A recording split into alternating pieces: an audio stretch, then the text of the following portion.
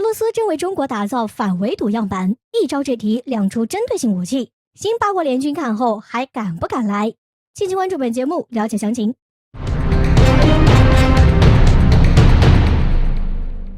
在当前的国际局势中，印太地区俨然成为了世界热点区域，而未来这种热度将只增不减。在这些地区原本就有美国强大的海军力量，现在英国伊丽莎白女王号航母就要加入部署了，法国的戴高乐号航母也要来，甚至于澳大利亚也有可能会成为美军第一舰队永久基地了。来自四面八方的军舰似乎要对中国形成一种围堵之势，这也引发了不少军事分析人士的担忧。有人表示，西方国家这是要重新组建新八国联军。那么面对即将围堵而来的北约军舰，中国又将如何有效应对呢？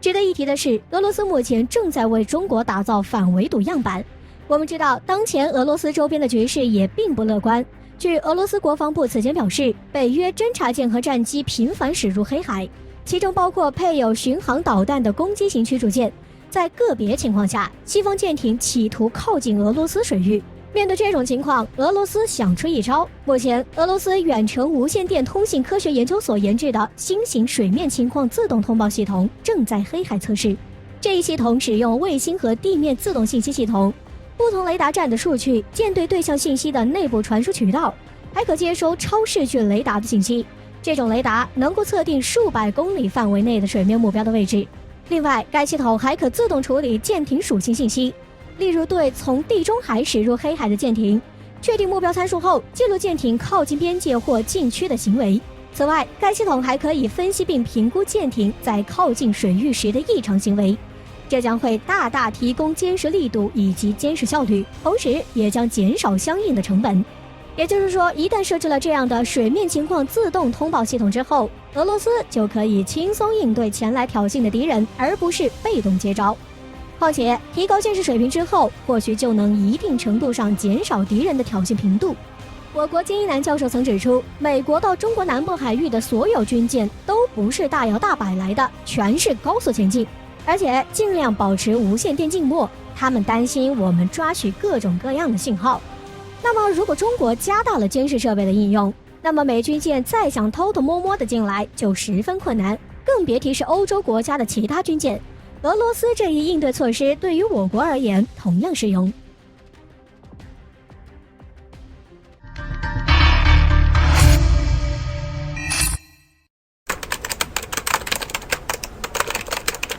俄罗斯拉响战略核3重奏遭美国否定，中国才是唯一有实力对美国构成全面和长期挑战的对手，原因何在？敬请关注本节目，了解详情。最近一段时间，俄罗斯频繁试射导弹再次引起了人们对于世界局势的担忧，这被认为是对美国频繁挑衅行为的一种反击措施。其一是俄罗斯的核潜艇部队。资料显示，俄罗斯目前共拥有37艘核潜艇，其中攻击型核潜艇就有24艘。规模如此庞大的战略核潜艇部队，足以对世界上任何一个国家构成毁灭性的打击。其二是俄罗斯的洲际弹道导弹部队。我们知道，俄罗斯作为全球顶级军事大国，其弹道导弹技术非常先进，拥有的洲际导弹种类以及核弹头数量均居于世界前列。比如白杨弹道导弹、亚尔斯弹道导弹、萨尔马特弹道导弹。其三是俄罗斯的战略轰炸机，其中以图 95MS 以及图160为代表的战略轰炸机。曾有人对此调侃称，图160的诞生就是为了针对别人家的小孩避一避的。因此，俄罗斯这一系列的动作令美国喘不过气来，确确实实能够对美国构成很大的威胁。不过，尽管是这样，美国一份官方最新文件指出，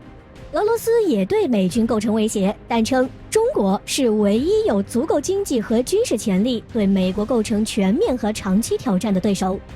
该文件认为，中国可以成为负责人的领导人，必须让位于承认自己是一个竞争对手，并且中国既代表紧迫威胁，也代表一种长期的威胁。那么从美国这样的表述中，我们似乎可以认定，之所以俄罗斯被美国否定，不被认为是一个长期竞争对手，是因为俄罗斯只代表着一种紧迫威胁。在长期竞争领域，俄罗斯的发展潜力弱于中国。当然，这一说法已经是较为公认的一种说法。中国如今的发展态势以及各方面的物质条件都证明了中国具有十分强大的发展潜力，对于美国而言更加棘手。据文件介绍称，中国部署了包括海军、海上警官和海上民兵在内的多层舰队，并且中国还在发展具有核能力的世界最大的导弹部队，旨在打击美国及其关岛和远东地区的盟军。为了应对这一局面，文件呼吁称，我们必须更加果断地采取行动，以在每天的比赛中获得优势。文件的最后对美国下一任总统的就任提出了一些质疑，称拜登就任后其应对中国崛起的举措让人质疑，并抛出一个两难选择：如果预算拮据，将迫使您在扩大美国在印度太平洋地区的军事存在与增加对国内工业的投资之间做出选择，您会选择哪一方？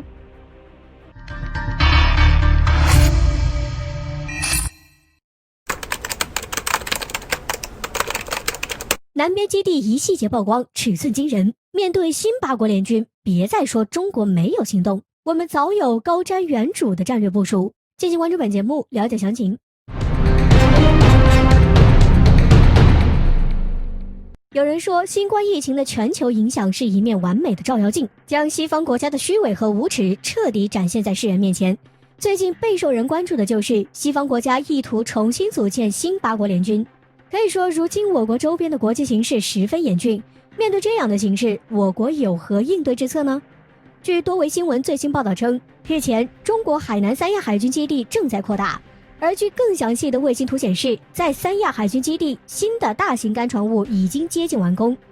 不但能容纳现有的辽宁舰、山东舰，对正在建造中的003型航母来说也足够大。另外，在大型干船坞的附近正停泊着075型两栖攻击舰。虽然一直以来我国都在加强南部海域的军事基础设施建设，但是建设这样可以容纳航空母舰的干船坞的举动还是十分罕见的。这表明未来至少将会有一艘航空母舰以三亚作为永久基地。而与此同时，075型两栖攻击舰的举动也很大程度上表明，未来其配属南海舰队的可能性最高。值得注意的一点是，报道中着重强调了003型航母。其指出，003航母将有望拥有电磁弹射器，这也就意味着该航母将能够起飞更重的飞机，其中可能包括一款类似于美国海军鹰眼预警机的新型固定翼舰载预警机。试想一下，一艘航母的战斗力，加上一艘075两栖攻击舰，再加上各种类型的驱逐舰、护卫舰、登陆舰，同时还有水下装备的大量093型攻击核潜艇、094型战略导弹核潜艇等。未来南部海域的舰队战力不容小觑。如此一来，即使新八国联军真的重新组建起来，我军也有能力应对。从这也可以看出，我军并不是毫无行动，而是早就进行了高瞻远瞩的战略部署。选择在这个时候曝光南边基地现状以及细节，或许是对新八国联军阴谋的一种正面回击，表明中国人民不仅有御敌于国门之外的决心，更有这样的实力。况且退一万步来说，在我国专家金一南看来，美国及其盟友在印太地区动作不断，无非就是想借此形成一种心理威慑，当然作用也十分有限。一方面，英国的一艘航母威胁中国根本起不到什么作用，不过是给美国撑撑场面罢了。而法国就更可笑，其连西方的核心圈都没有进入，决定派遣戴高乐号航母，主要是为了缓和与美国的关系。总而言之，如今的北约不过是一盘散沙。100多年前的历史不会也不可能再重演。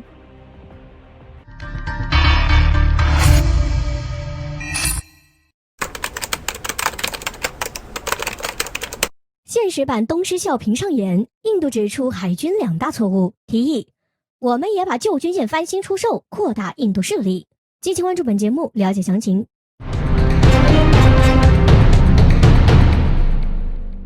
据印度国防研究部最新刊文指出，印度海军存在2大失误。在介绍这2大失误之前，报道引用了美国海军的一个例子，也即近日美国海军宣布报废遭火灾重创的好人理查德号军舰，原因是修复该军舰将耗资25亿至32亿美元，用时5到7年。海军还研究了将该军舰改建成其他类型舰船的可能性，但是改建费用可能超过10亿美元，比建造一艘全新的同类舰船还要昂贵。而退役和报废该军舰预计仅花费3000万美元，并且只要9到12个月就能完成。随后文章由这个例子引入了印度海军的一个失误，也即购买维克拉玛蒂亚号航母。我们知道该艘航母前身是俄罗斯的戈尔什科夫海军上将号，1994年因锅炉爆炸停止了在俄罗斯的服役计划。从这里也可以看出，其似乎遭遇着和好人理查德号军舰同样的悲剧，但是它随后并未被报废，而是转而出售给印度。问题就出在这里，印度国防研究部认为这是一个错误，印度不应该在一艘遭到爆炸损坏的航空母舰上花这么多钱，而是应该把资金用在购买下一代扫雷艇上面。因为印度的扫雷艇于2005年开始退役，目前印度海军中的扫雷艇数量少得可怜。让人意外的是，印度国内网友并不认同，其认为如果印度没有购买维克拉玛蒂亚号航母，那么印度将不会拥有10到15年的航母。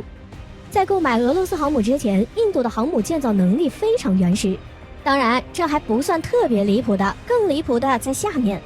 此前，印度空军飞行员发射布拉莫斯导弹击沉了位于马六甲海域的一艘舰船。此举在印度国防研究部看来是错误的，原因并不在布拉莫斯导弹上，而是在那艘被击沉的军舰上。印度认为这些军舰不应该就此被击沉，而是应该进行翻新和升级，以出售给印度的友好国家。这不仅可以帮助印度扩大势力范围，还可以一定程度上缓解印度的外汇压力。与此类似的还有将已经退役的军舰沉没，并将其转变为人造礁石，也是一个错误，应该将其翻新出售。虽然效仿俄罗斯是个不错的办法，但是考虑到印度海军的战力以及重新翻新的技术水平，其结果必定十分尴尬，无异于现实版的东施效颦。印度还是省省心，别去祸害别国了。